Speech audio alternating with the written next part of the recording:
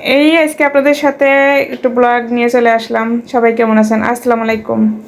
আমি আপনাদের শারমিন আপু ছোট্ট একটু ব্লগ নিয়ে চলে আসলাম। আজকের ব্লগ হচ্ছে আমার আম্মা একটা নারকেল দিছিল, সেই নারকেলটা এখন কুড়ে সুন্দর করে কিছু ফ্রিজে রেখে দিব আর কিছু পিঠা বানানোর জন্য রাখবো। না, কিছু পিঠা বানানোর জন্য ফ্রিজে রেখে দেবো আর বাকিটা আমি কী দিয়ে খাই আজকে সেটা আপনাদের সাথে শেয়ার করব। তো নারকেল কুটতে যেয়ে পুরো গরম যে কী অবস্থা, অনেক কষ্ট হয় নারকেল কুটতে। কুড়াটা অনেক কঠিন। তো এই তো কুড়া হয়ে গেছে, এখন ওটা পাতিলে উঠায় নিচ্ছি আর কিছুটা এখন আমি রেখে দিব ফ্রিজে। এই আর কি, যে গরম পড়তেছে রে ভাই, পিঠে বানাবো কীভাবে, তাই রেখে দিচ্ছি ফ্রিজে। আর যখন ঠান্ডা বৃষ্টি হবে তখন কিছুটা বের করে পিঠে বানাবো। তো এই তো সুন্দর করে কিছুটা রেখে দিলাম, দেখতে পাচ্ছেন। আর এখানে হচ্ছে আপনার কিছুটা বাটির ভিতরে রেখে দিয়েছিলাম খাওয়ার জন্য। আর এখানে আমি 10টা পরোটা কিনে নিয়ে আসছিলাম, অবশ্য বানাই নাই, এটা আমি কিনে রাখছিলাম।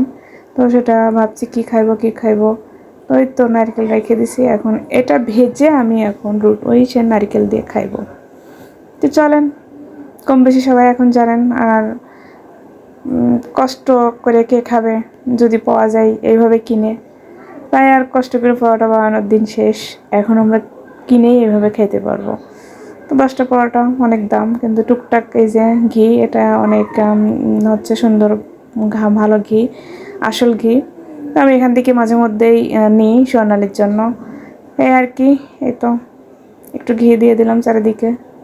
এখন এটা উল্টে দিব, একে একে সবগুলো সুন্দর করে ভেজে নিব।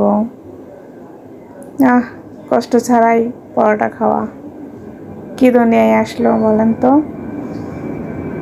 এখন আবার অনেকেই দেখে বলবে, এই বিটি মানুষ কি কুড়া গো, পরোটা বানায় খাইতে পারে না, কিনে নিয়ে এসে খায়। ভাই, এরকম যদি রেডি পরোটা পাওয়া যায়, কিনে বানায় এত কষ্ট করে কে খাইবে বলেন তো। তাই আর কি, মাঝে মধ্যে মন চাইলে আমি ফ্রিজে রেখে দিই, 2-1টা যদি ভালো লাগে তাই খাই, কারণ এটা স্বর্ণালী সেরকম খায় না, আমি একাই খাই। এর কারণে সবগুলো পরোটা এই যে সুন্দর করে এখন ভেজে নিচ্ছি।